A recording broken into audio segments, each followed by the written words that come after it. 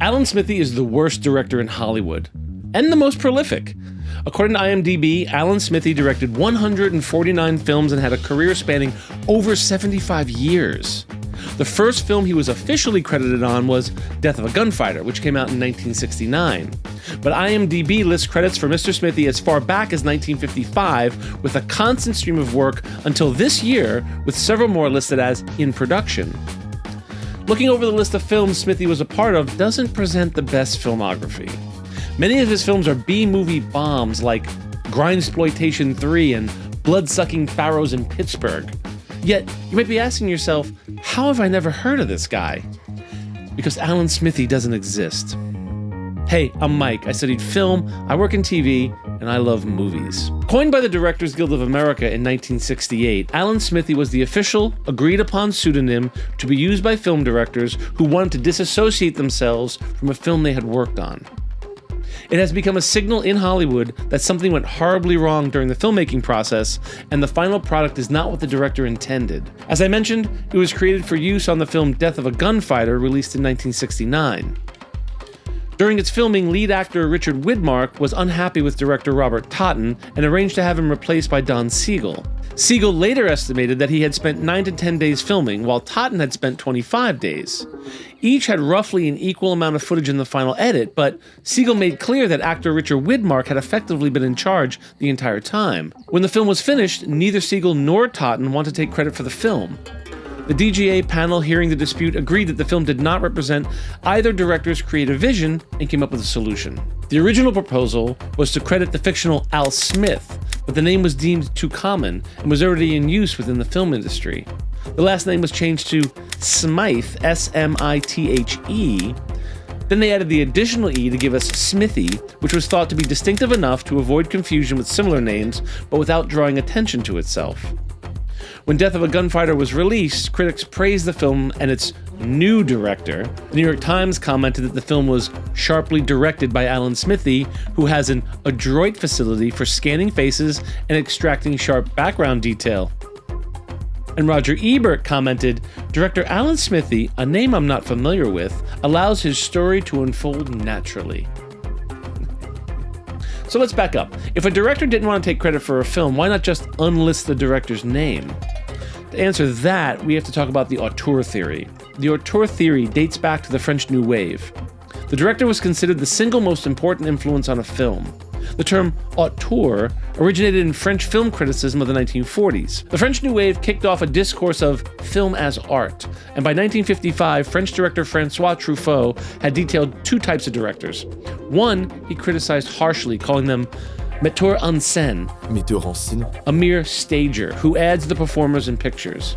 These are directors who were faithful to a script and were doing little more than adapting that script for the screen. The second group he called la politique des auteurs, or the policy of the authors. It was Truffaut's belief that the director had a responsibility to express their personal vision, their personality, their je ne sais quoi on a film. He even went so far as to name 8 film directors he thought personified his politique des auteurs. I'll list them here because my French is terrible. The term was popularized by the English-speaking press by American film critic Andrew Sarris in his 1962 essay, Notes on the Auteur Theory. By the late 1960s, Hollywood switched its focus from star-driven movies to director-led movies. The 1970s saw a revitalization of filmmaking with control given to visionary directors such as Martin Scorsese, Francis Ford Coppola, and Steven Spielberg, all of whom, I think we can agree, put their special mark on each of the films in their catalog. As you can imagine, the Directors Guild was in full support of the Auteur Theory, and prior to 1968 did not allow directors to use a pseudonym. This would have taken away from the power of the auteur. The DGA wanted the director to remain the single creative force behind a film. But we all know films aren't made by one person alone in a vacuum.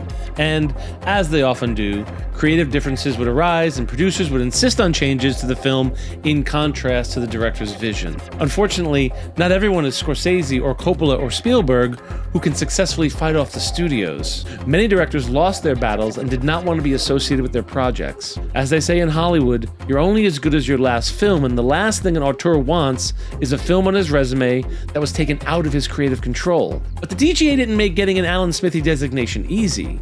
Officially, the director had approved, to the satisfaction of the Guild panel, that they had not been able to exercise creative control over a film. The director was also required by Guild rules not to discuss the circumstances leading to the move or even to acknowledge being the project's director. But because Hollywood is what it is, some stories slipped out. Here are some that I dug up. Alan Smithee is responsible for directing The Birds 2, Land's End, the sequel to Hitchcock's The Birds, the Mark Harmon, Gary Busey, Robert Duvall flop, Let's Get Harry, and Hellraiser 4, Bloodline. David Lynch used the Alan Smithee moniker for the extended and re-edited release of Dune for television in 1984. Lynch's screenwriting credit was also changed to Judas Booth, a reference to the biblical Judas and John Wilkes Booth. Dennis Hopper's 1990 film Catchfire was released with the Smithee credit, but was changed back when the film was released on video as a director's cut titled Backtrack, as was Hopper's intention. And of course, there was the 1997 mockumentary titled An Alan Smithee Film, Burn Hollywood Burn. Director Arthur Hiller took the credit on the fictional film starring Eric Idle, playing a director with the unfortunate name Alan Smithee, who in the film wished to take the pseudonym credit but was unable to because the only pseudonym he was allowed to take was his own name. Before the film was released, Arthur Hiller claimed to the DGA that screenwriter Joe Esterhaus had interfered with his creative control, and they allowed Hiller to use Alan Smithee for a film about Alan Smithee. Burn Hollywood Burn set off a chain of events that eventually led to the DGA realizing that the name could no longer be used as a discrete protest tool and discontinued it. Fun fact, the DGA started using another fictional director name, which I will not be using here. Well, that would defeat the purpose. If you know it, I encourage you to comment.